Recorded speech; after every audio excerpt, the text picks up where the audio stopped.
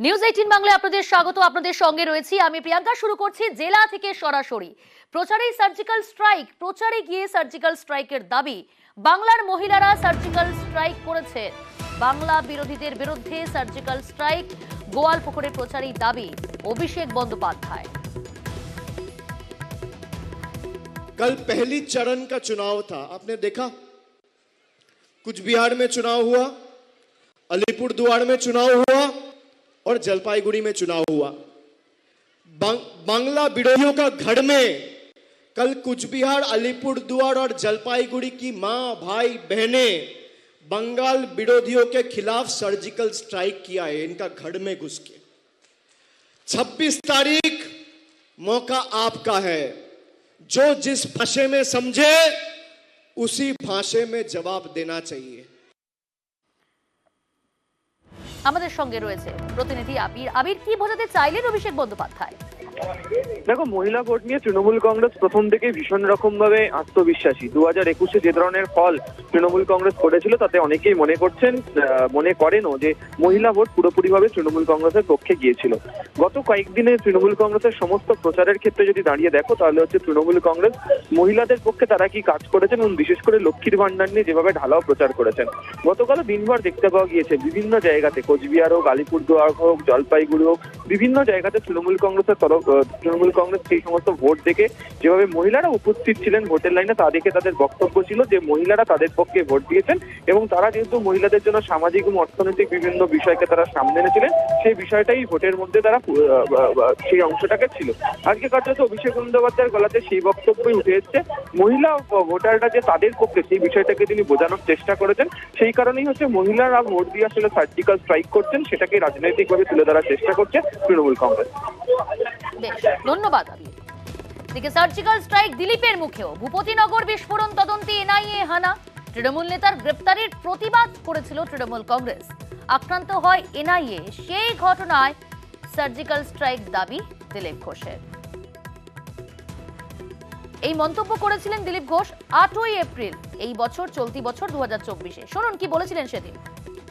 মধ্যরাত্রে হোক আর শেষ রাত্রে হোক, যখন দরকার হবে চোরেদের বাড়িতে ইডি, সিবিআই যাবে, এনআইএ যাবে। যারা রাষ্ট্রদ্রোহী, যারা দেশে বোম বন্দুক নিয়ে কারখানা করছে, বোম ফাটাচ্ছে, মানুষকে মারছে, বিদেশের সঙ্গে হাত মিলিয়েছে, তাদেরকে মাটির তলার থেকে বার করবে এই আমাদের কেন্দ্র সরকার। কেউ বাঁচবে না। যদি পুলওয়ামা হতে পারে, বালাকোট হতে পারে, এখানেও সেরকম তার চেয়েও বড় সার্জিক্যাল স্ট্রাইক হতে পারে। যাদেরকে উনি পুষেছেন, বানিয়েছেন, এইসব ডাকাতদেরকে এক একটা বার করে করে তাদেরকে সাজা দেওয়া হবে। এদিকে ফের হুঁশিয়ারি, পরেই বিজয় মিছিল। উত্তরবঙ্গের 3 কেন্দ্রেই ভোটের পরে মিছিল তৃণমূলের। কোচবিহারে বাজি ফাটিয়ে মিষ্টিমুখ বিজেপিরও। এসব কি পরের দফার ভোটগুলিতে চাপ বাড়ানোর কৌশল?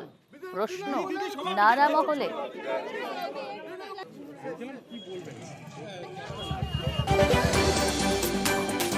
শুক্রবার প্রথম দফায় ভোট হয় উত্তরবঙ্গের 3 লোকসভা কেন্দ্র আলিপুরদুয়ার, জলপাইগুড়ি এবং কোচবিহারে। সন্ধে 6টা পর্যন্ত ভোট গ্রহণ। ভোট মিটতেই বেনজির ছবি বাংলায়। জয়ের উদযাপন শুরু। কোথাও বিজয় মিছিল, কোথাও বাজি ফাটিয়ে মিষ্টি মুখ।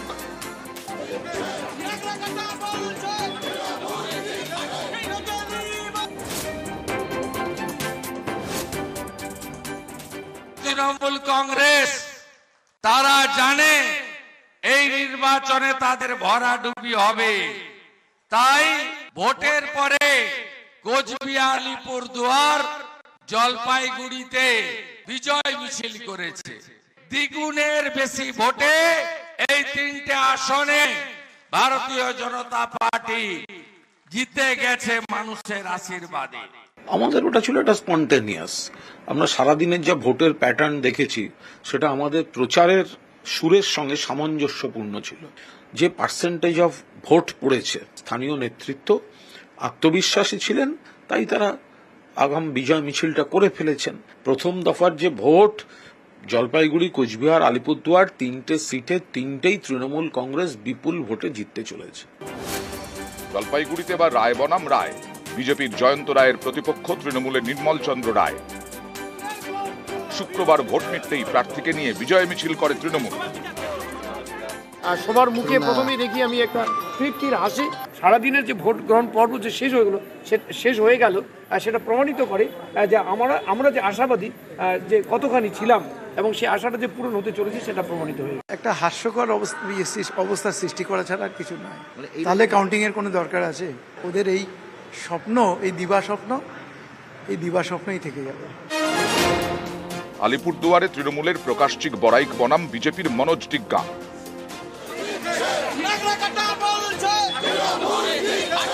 আলিপুরদুয়ারেও প্রার্থী প্রকাশচিক বড়াইককে নিয়ে বিজয় মিছিল বের করে তৃণমূল। আজকে পরীক্ষা আমরা দিলাম এবং এই পরীক্ষাতে রেজাল্ট কি হবে সংকেত আছে এবং সর্বোপরি বলবো আমরা ধন্যবাদ জ্ঞাপন করেছি আলিপুরদুয়ার জেলাবাসীকে। আপনারা জয়লাভ করছেন। কোচবিহারে বিজেপির নিশীথ প্রামাণিক বনাম তৃণমূলের জগদীশ চন্দ্র বসুনিয়া। শুক্রবার ভোট মিটতেই জেলা সভাপতির নেতৃত্বে এখানেও তৃণমূলের বিজয় মিছিল। কুচবিহারে মানুষের অবশ্যম্ভাবী রায়, আগেই মানুষের ভাষা বুঝতে হবে, দেওয়ালের লিখন পড়তে জানতে হবে। বিজেপি যদি দেওয়ালের লিখন পড়তে না জানে এটা তাদের দুর্ভাগ্য। আমরা পরিষ্কার দেওয়ালের লিখন পড়তে পেরেছি, সেটা লক্ষাধিক ভোটে নিশীথ প্রামাণিক হেরে যাচ্ছে।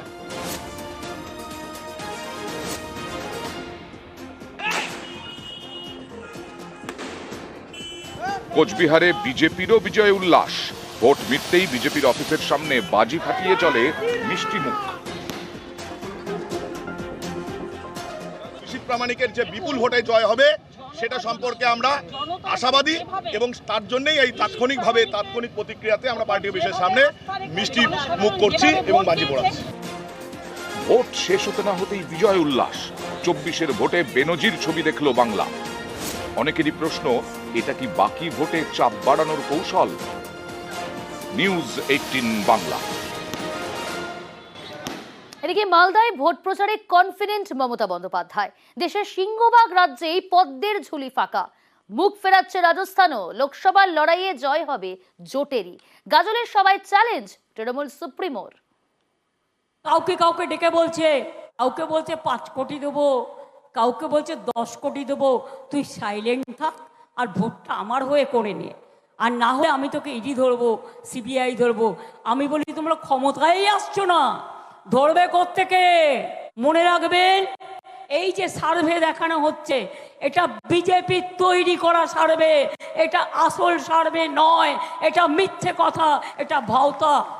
আগের বারে সবচেয়ে বেশি সিট পেয়েছিল বিজেপি, আর এবার বলছে ইসবার 400 পার।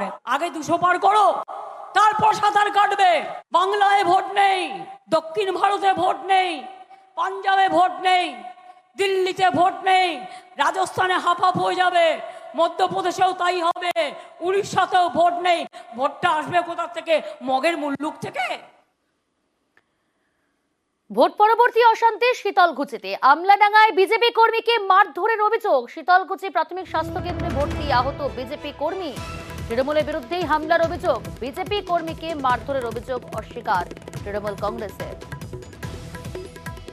উনি আজকে গোসাইরহাট বাজার করতে এসেছে, টোটো বাড়ি ফেরার পথে আমলাডাঙ্গা প্রাইমারি স্কুলের মাঠে এনাকে টোটো থেকে নামিয়ে অমল বর্মনের নেতৃত্বে প্রাক্তন প্রধান হরেকৃষ্ণ বর্মন, অক্ষয় বর্মন আর জয়ন্তী বর্মন, এরা সকলেকে ধরে হরেকৃষ্ণ বর্মন যেভাবে কুড়ুল তুলেছে ওনার মাথার উপরে, এই এনার ছেলে স্বপন বর্মন কুড়ালটা ধরেছে, নালে এই কুড়াল তার মাথায় পড়তো, তারপরে ওর মাথা ফেটে গেছে।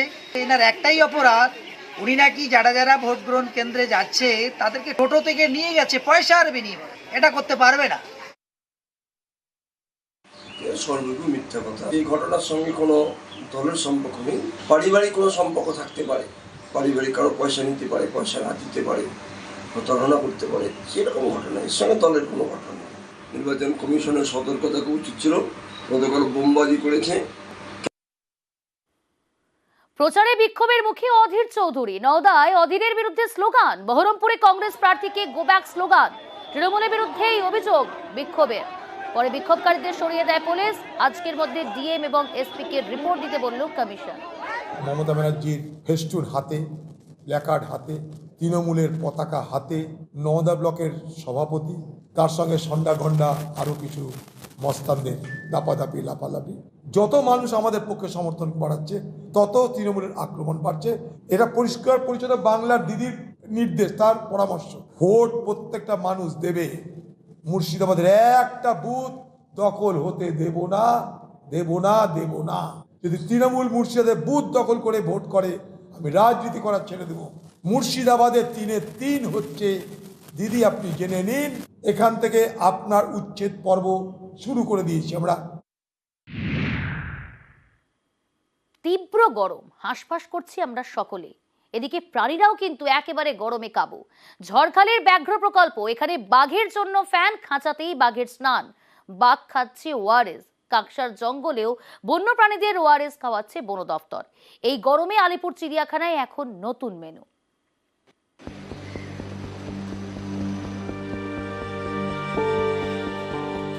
গরমে নাজেহাল বাঘ মামা, তাই এই স্ট্যান্ড ফ্যান বাঘের খাঁচার সামনে।